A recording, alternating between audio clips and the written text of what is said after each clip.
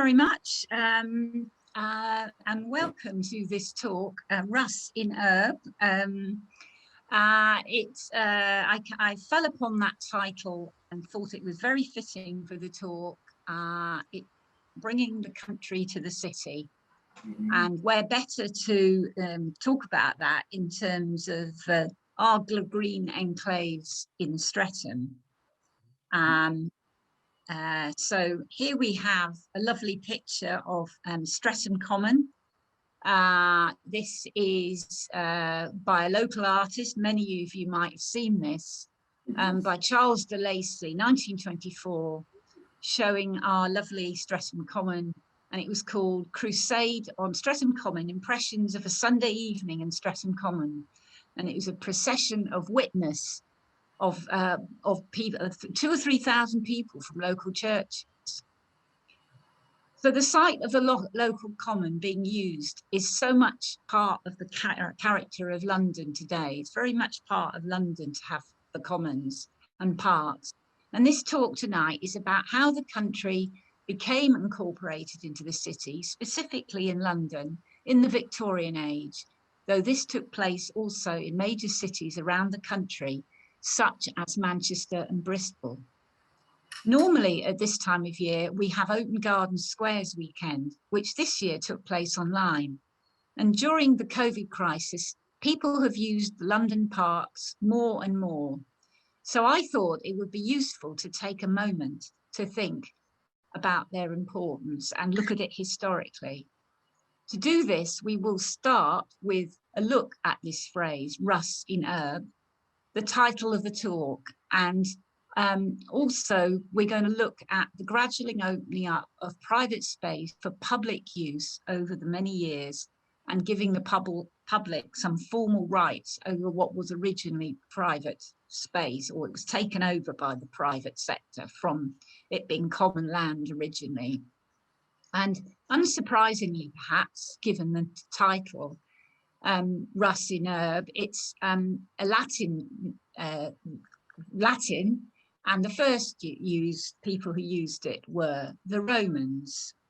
So just before we start, just a little bit about myself, and Mark's already sort of talked about me being chair of Streatham Common in the past.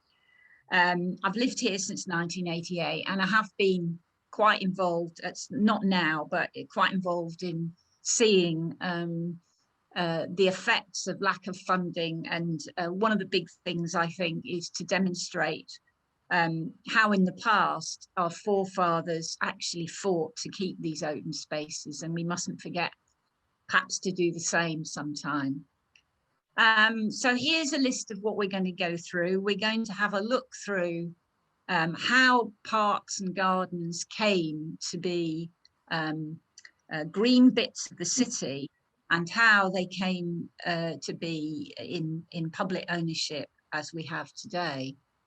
And ancient Rome then, okay, without more ado. So the first use of the word was in terms of something called Campus Martius, which was a large open space. It was a big field where the blue arrow there is up in Rome. And it was about 2 square kilometres, and it was swampy land dedicated to the god of Mars, the god of war. And traditionally, this land had been held in common, used for military and athletic exercise, and for example, for the secular games. It was also used for voting and census taking, and citizen gatherings for important religious festivals. But Augustus, the first Caesar, who lived from 63 BC to AD 14, had this swampy land turned into plush parklands, settings with space for recreation and leisure. It included pools, lakes, baths, temples, gymnasiums. So this really was the first attempt to bring the country into the city in Rome. Now, another aspect of this was something called orti, and I will apologise for my pronunciation. I did do Latin O level, but whether I've got some pronunciation right, I'm not sure. Spelled H-O-R-T-I, but these were literally urban villas within a park. This picture here, just to show you, is the Pantheon, which was part of Campus Martius. So here are the villas that we're talking about, the Orti, and all these little grain shaded areas are actually country villas, urban villas, I should say, within a park. They all had parkland around them, but they were private. These were private. And the most grand of all these Orti or Horti was NERO'S Domus Aurea, which is the Golden House. Some of you may be thinking of going to the Nero exhibition at the British Museum, where they set out to try and tell us that Nero wasn't as bad as made out to be. But here we have evidence of his great splendor. I believe that it is all this green area that is the Domus Aurea. Was private land, and it was about 300 acres with an estimated 300 rooms. And it incorporated the wild and untamed simultaneously, housed a multitude of wild and domestic animals, and had vineyards and tilled land offsetting the rural seclusion of woods and open ground. It literally brought the country to the city. So there we have ancient Rome. The next real sort of evidence in this country of parks of any kind, and also bringing the country to the city, were the royal parks. So the royal parks, we have Henry VIII to thank for, because Henry VIII had a huge land grab. He loved hunting, and he also, as you probably know, made himself the head of the Church of England in an attempt to escape the clutches of Rome when he was trying to find a wife who would give him a son and heir. And in the process of this land grab in the 1530s, here's just to show central London. I mean, he was already effectively in control. You've got Westminster, the Palace of Westminster, which is obviously where Parliament is. Got Westminster Abbey here, he got those. But he took this building here with the blue dot where the arrow is off Cardinal Wolsey when he fell out of favour. And that became the Palace of Whitehall, demolished by fire a long time ago. But this had a grand palace on the river for Henry VIII.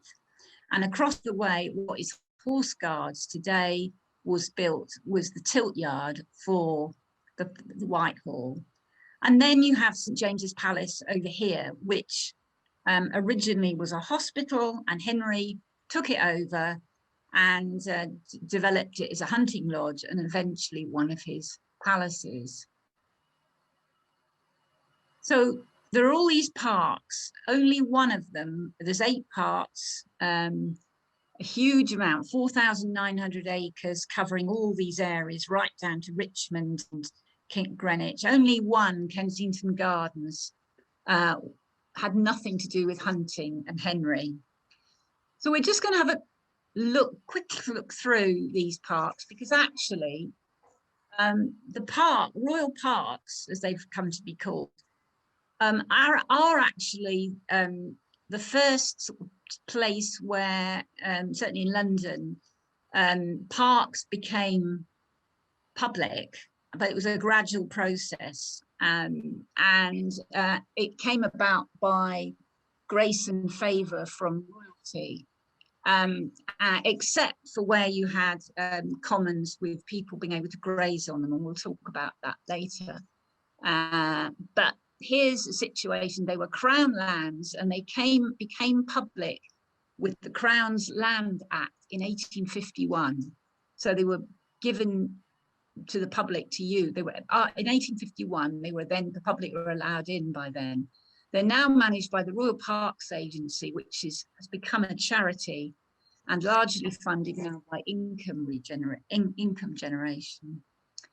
So we just look through the parks very quickly. I should say here that this is the Elizabethan hunt. Queen Elizabeth I loved pomp and pageantry, and she also loved hunting as well, like her father.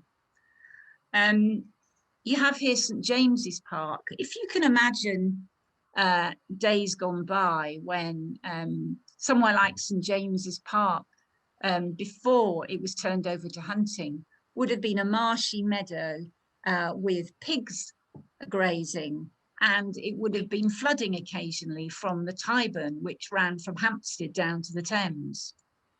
And it was built in 1532, as I said, as a hunting lodge, and it was on the site of originally of a leper hospital.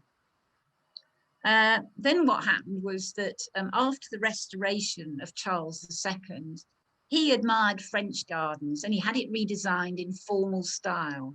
And then it was then changed again when the great architect John Nash, who also designed Regent's Park, redesigned St James's Park in a more romantic style. And it's more or less as it was then as now. Funny fact, perhaps, or peculiar fact, the Russian ambassador presented a pair of pelicans to this King Charles II in 1664, and the pelicans in the park are a tradition from that time. Then we look at Hyde Park. Hyde Park, Charles I opened it to the public, the general public, in 1637, so you could actually go in. And the Republican Oliver Cromwell was fond of riding in the park. And as a result of the public being let in, there was more than one plot made on his life there. There were even sports there in the somber days of the Republic. But with the Restoration, it became much more a resort for the fashionable world. But then in 1665, the year of the Great Plague, many citizens fled London, so the city, to camp there. Some of you may have heard of something called Rotten Row and been there.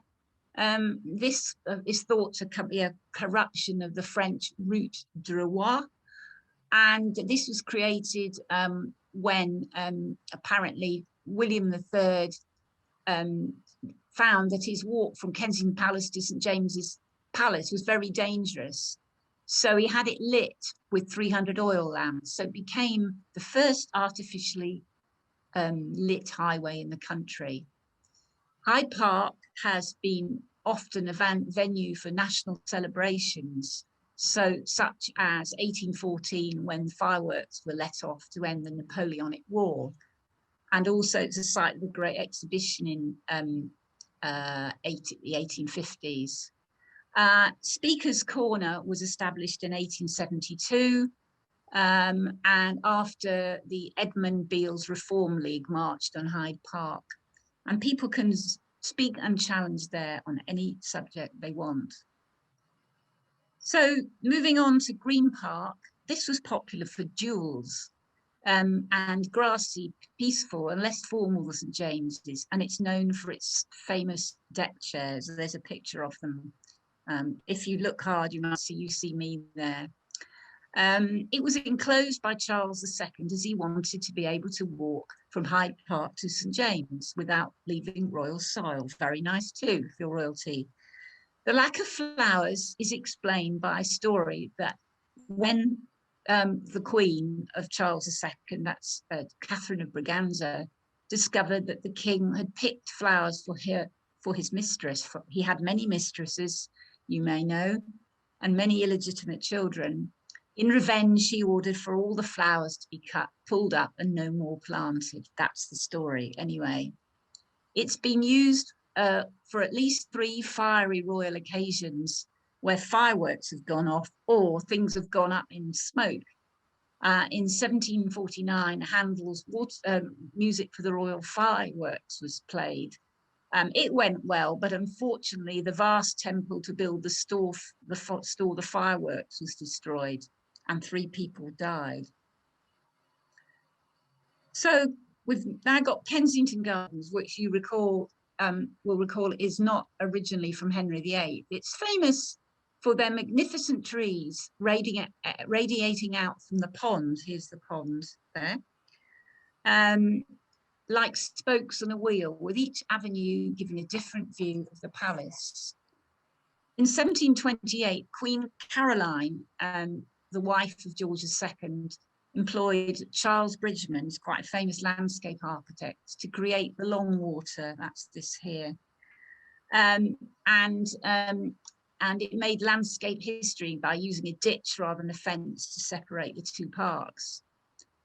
Towards the end of the 18th century, the gardens were gradually opened to only the respectively dressed. I wonder if they had the same problem that we have with trying to stop people coming into an venue if they're not wearing a mask. One of the best loved features in the gardens is the bronze statue of Peter Pan by Sir George Frampton from 1912, who's quite a well-known arts and crafts sculptor. This was commissioned by J.M. Barrie, obviously, who wrote Peter Pan. We've got Regent's Park. I mentioned Nash earlier, a brilliant town planner. His plan was to have a huge circle with Lake Canal and a new summer royal residence to be linked to other royal palaces in St. James's by a fine street. That would have been Regent Street. But a complete plan was never implemented, and only 8 out of the 58 villas were built, and the summer palace wasn't either. Each villa, however, was surrounded by trees and terraces, very much country in the city. These terraces looked out on what appeared to be a country park. At first, the only people allowed in the park were residents of the villas and terraces and the carriage set, who took part in weekly carriage rides. But in 1835, the East Park was open to the public and eventually to everyone. So there's a theme here that it was around about the time of before or during Queen Victoria's reign that the public were allowed into these amazing parks. The final 3 are Hampton Park and Bushy Park, which are right beside each other, and Richmond Park. We've got Richmond Park first, actually, so we do Richmond Park. Richmond Park is, big thing there is that you can see St. Paul's Cathedral from 12 miles away. And it has a royal connection very early because Edward I has a connection with it, and also it was favoured by Henry VIII.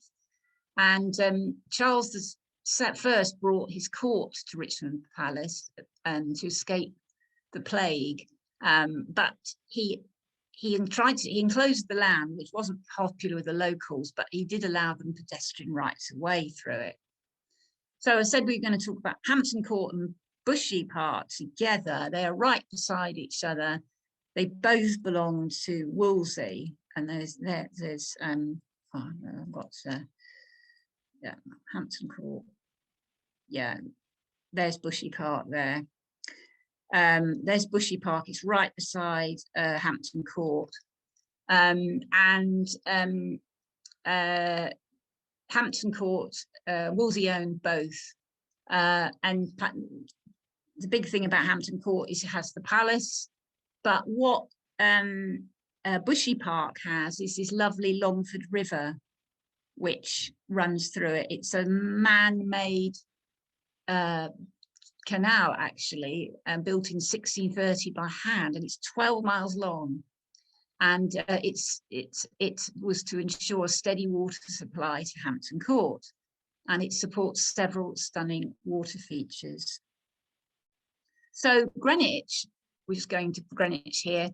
The main thing here is it has a lot of historical buildings, such as the old Royal Observatory, the Naval College, and the National Maritime Museum, and of course the Queen's House, which was designed by Inigo Jones. It was the birthplace of Henry VIII, and both his daughters Mary and Elizabeth and his son Edward died there. In 1600 early, it was laid out in the French style with many trees planted, some of which remain today. And of course, Christopher Wren has a big connection with it because he was commissioned to build the Royal Observatory, and Charles II, his great friend, who formed the Royal Society, was very interested in science and had his own laboratory as well. So there's the London parks, very big in terms of opening up some public access to these lovely green spaces that we have in London. We're now going to move on to look at London squares, which started off as privately owned, but did actually, some of them have some sort of public access early on. And the one I'm going to look at is Lincoln's Inn Fields. So Lincoln's is a picture of Lincoln's Inn Fields on a nice sunny day. This was designed by Inigo Jones, one of the first significant architects in England. As I said, he designed the Queen's House and the banqueting hall as well in the Mall. He designed this, but he was part of the commission in 1618, a commission for building, which was established to have development of Lincoln's Inn Fields, one of the first planned green spaces in the country. And the aim of the commission was to ensure that it was set out with fair and goodly walks, a matter of great ornament for the health and recreation of inhabitants and others. This was all codified, which was unusual in those days. Then there was a building license in 1638 to build 32 houses, as long as the centre part remained open to the public and outdoors. This was unheard of to have this sort of provision for the public. The fields were enclosed with an iron palisade on a stone plinth. They remained open to the public, but from 1735, for some reason, they were closed to the public until 1894, when the London County Council obtained possession. And the present layout is very similar, was actually created in the 19th century, and it's very similar to that today. Here's a picture. This is actually 1912. It looks oldie worldy, but it is only 1912. So just a brief look at some of the other squares. Lincoln's Inn Fields was actually deliberately designed so that it could be kept with the public not going on it. I'm just going to show you the design of some of the others that were built. So we've got Covent Garden, which is actually the earliest. It's even earlier than Lincoln's Inn Fields, so it's 1630. But before it was built, this is what it looked like. And there it is today. It was a copy of an Italian piazza. That was the idea. And it's still there today for us to enjoy. Soho Square, you see here, was enclosed in 1684 and has railings around an enclosed garden, and there's a picture of it there today. And Leicester Square was enclosed in 1690, and today it doesn't have a lot of grass on it today. It has a bit, you can see from these pictures. And here's, if you haven't been up to the West End, these statues, I think they went up literally last summer. They're statues to Disney characters. That's obviously Mary Poppins, and I think it's Dick Van Dyke over there, the chimney sweep, I presume. But there's a bit of greenery there. And then you've got St James's Square, which was 1726, which is going through the time, getting later and later as we go through these. This was designed by Charles Bridgman, who was the designer of a lot of Kensington Gardens as well, you recall. And he was employed, sorry, this is Grosvenor Square. Sorry, this is another one which is in that area. So you've got, yeah, sorry, that's Grosvenor. Very similar, but this one is part of the Grosvenor estate. And the Grosvenor estate always look after their squares. We're going to come to them again in a minute. So St James's Square here designed by Giles Bridgman, landscape gardener, and he was apparently specifically employed to create the illusion of the countryside. And it is lovely. I mean, I took these pictures. This obviously was in the spring, and it really is, you do get a really lovely country feel, and you're right in the middle of London, just off Pall Mall. Another one here we have is Victorian Bankman, and this is actually a statue of Sullivan, Gilbert, Arthur Sullivan, the composer, but this is part of a green swathe along the embankment. And I said we would return to the Grosvenors. Here we have some pictures of, this is actually Pimlico, but the Grosvenors are responsible for the freehold. They were the freehold owners of a lot of Mayfair, Pimlico, and Belgravia. They sold a lot of the freeholds now, but they still expect their residents to comply as part of the conveyance with planning standards. And these squares, more than one of them are actually owned by the residents. And this one is a picture of Eccleston Square in Pimlico, where there's a committee of residents run it ever since 1832 when it was built. And at one point, a property developer tried to buy it off the Grosvenors, but the residents kicked up a fuss. So it's now owned as a trust in perpetuity, but only for the residents who live there. You or I can't go in there. It's, you know, it's not, there is one called St George's Square, which is run by Westminster Council in Pimlico, but the other two, which is Eccleston and Warwick, are actually owned by the residents, and you can't go in there unless you live there or rent from there. And as evidence that this was an attempt to bring Russ in Urbe, I have some information from a letter signed by the builder for Pimlico, Thomas Cubitt, when he promised, he undertook in a letter of agreement to build for the Grosvenors family a series of garden squares, quote, to let a little of the countryside into the city, end of quote. So that was clearly what they were attempting to do.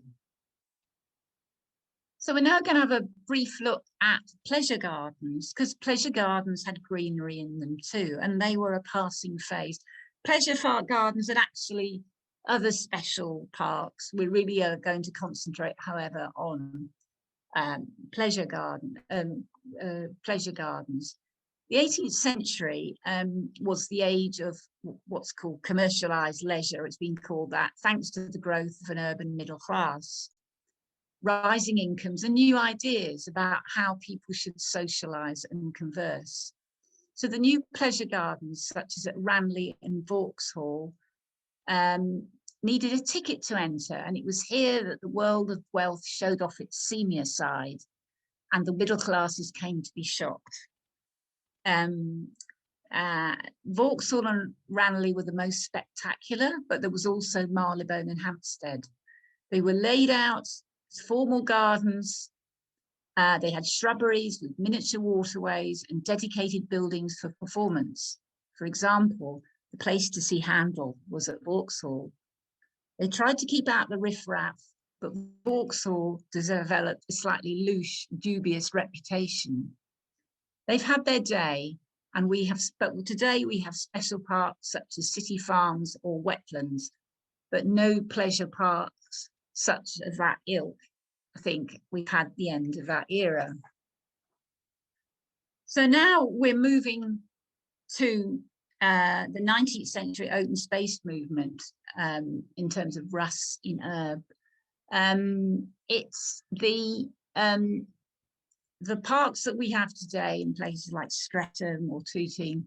We've got commons and we've got parks. South London particularly is blessed with these parks and commons.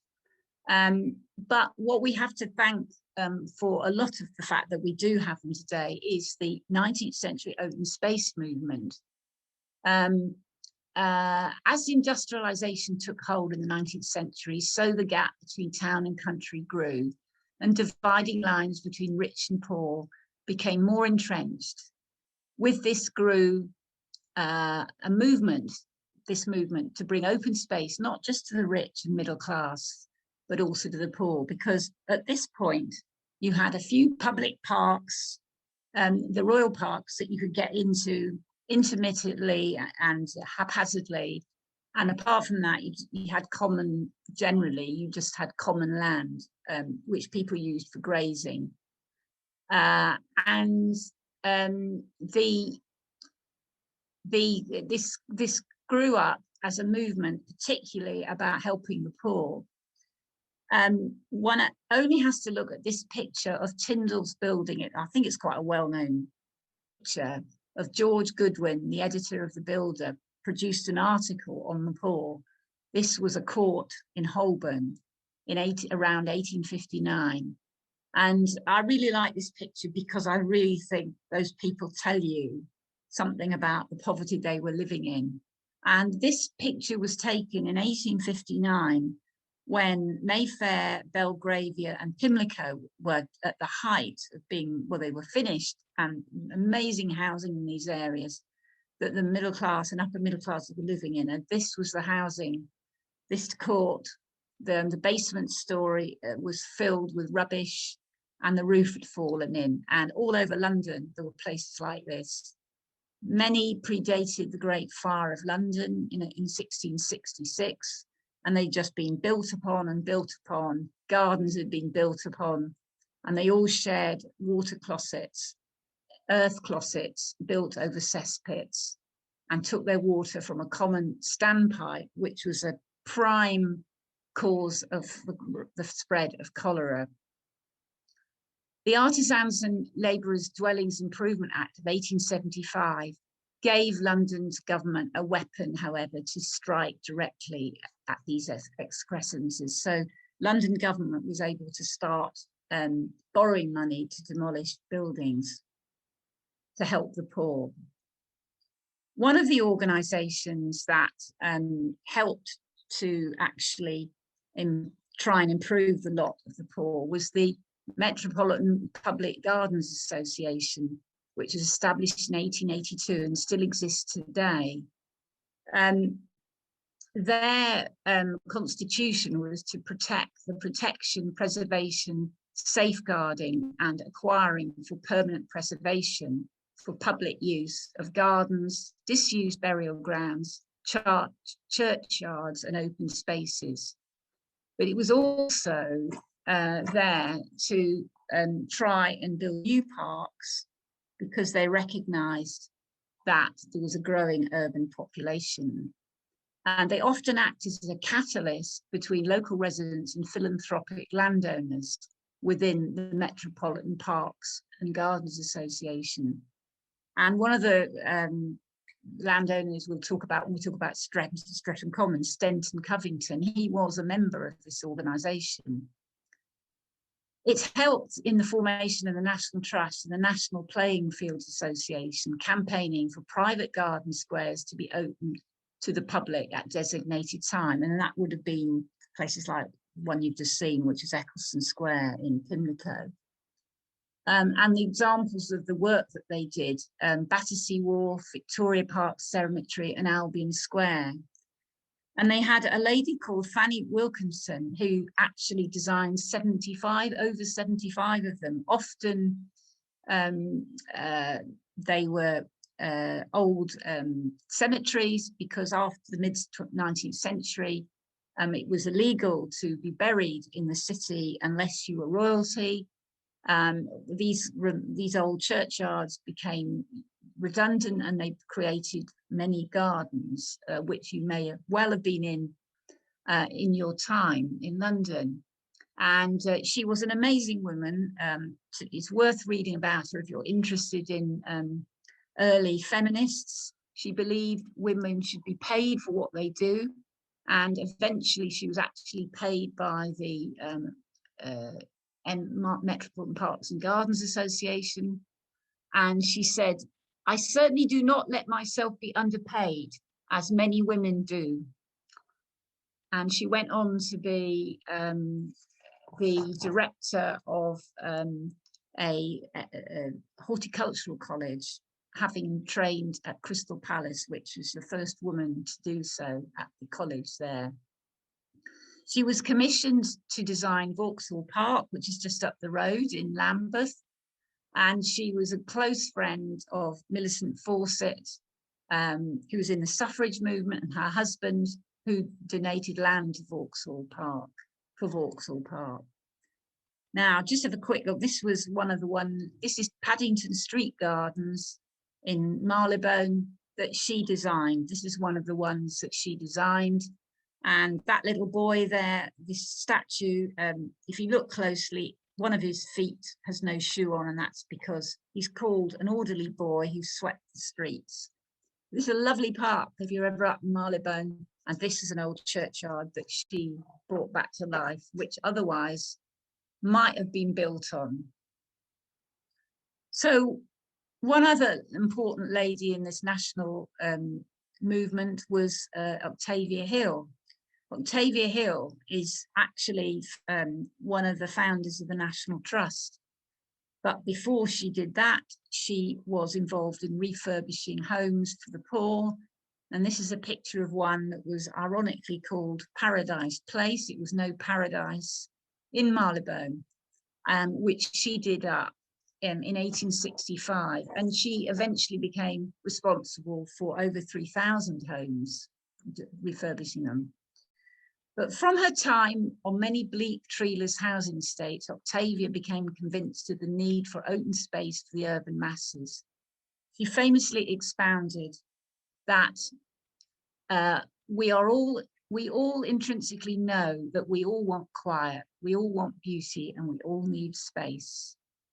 And she and two others went on to found the National Trust. And with her help, Alfriston Clergy House in the slide was the first house saved. That's on the right. And then on the left, you have famous Box Hill. The other part of the 19th century, well, not movement so much, but it was sort of one of those things that happened, the changing face of local government. After 1878, there were two acts which entrusted the management of Epping Forest and several other areas outside the city, but within a 25-mile radius of the city, to be managed by the City of London. And today, the city has no sizable parks within its gardens, within its boundaries, but they have more than 200 parks and gardens within the city. But because they've got the land outside and in 25 miles, they actually manage about 11,000 acres of green space. And that includes Epping Forest and Hampstead Heath.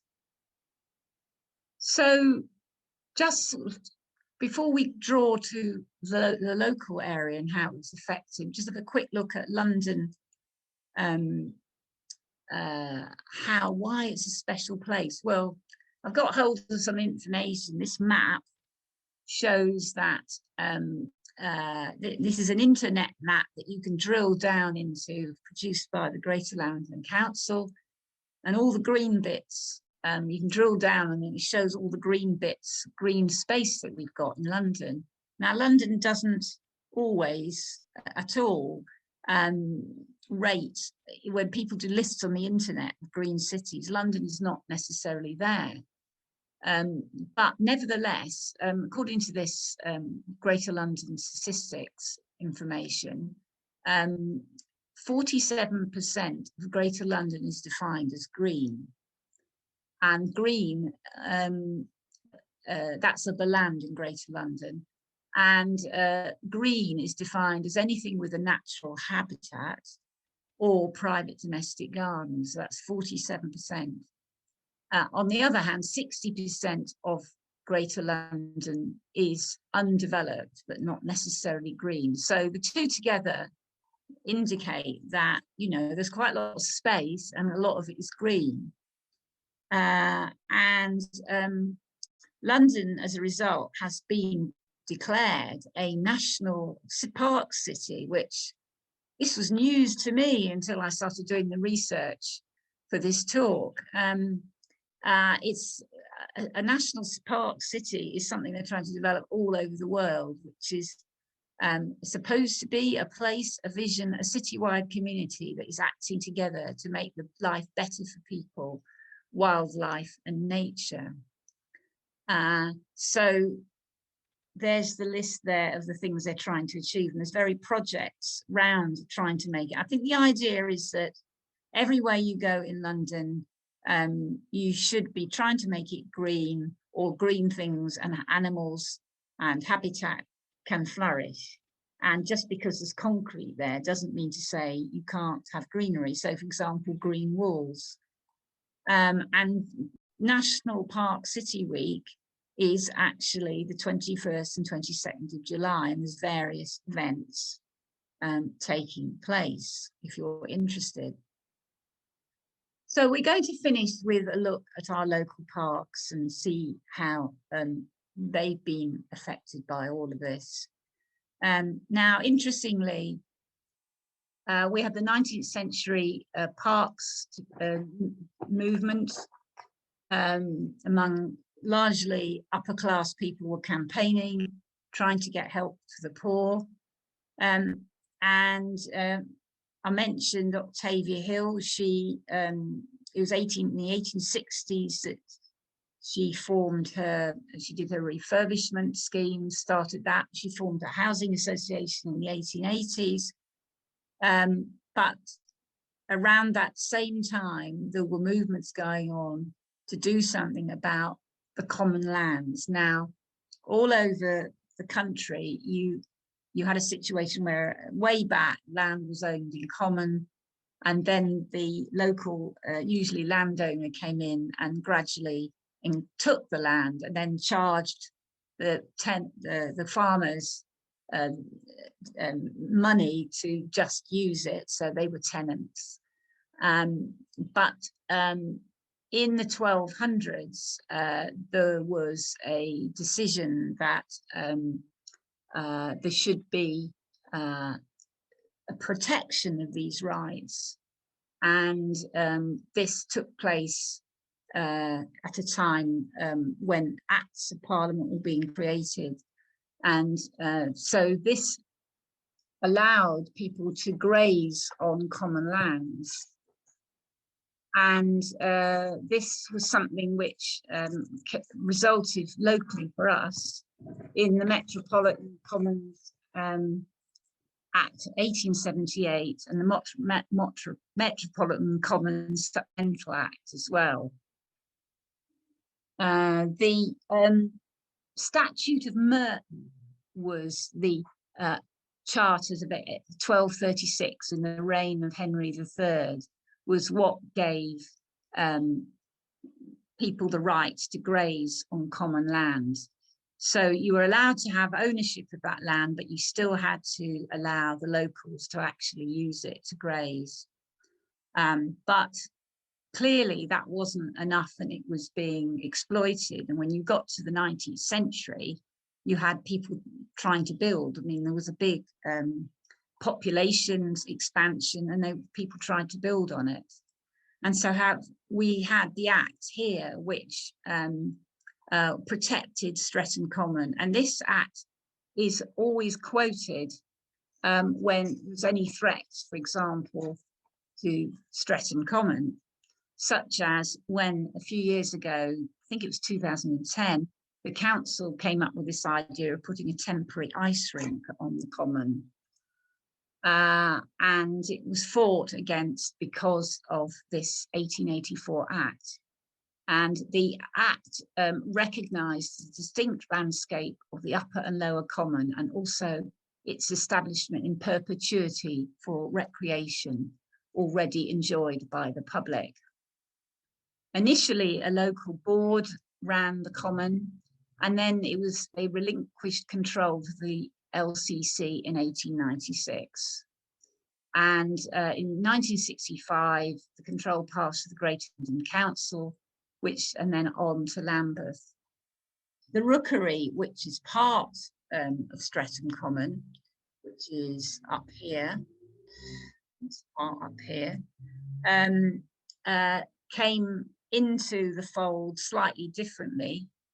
This now is owned by Lambeth, but it came about because of a campaign by this man Stenton Covington, who was a member of the Metropolitan Parks and Gardens Association, and he opposed the development and got together a local campaign to save it and both the White House next door so that they could be saved for the public in perpetuity.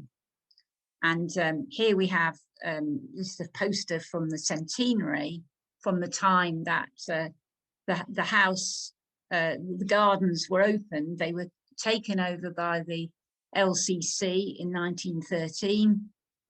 Some lovely gardens in the Rookery were created by somebody called Major Maud, who was famous for doing work which brought the country to the city in the city parks, the LCC parks.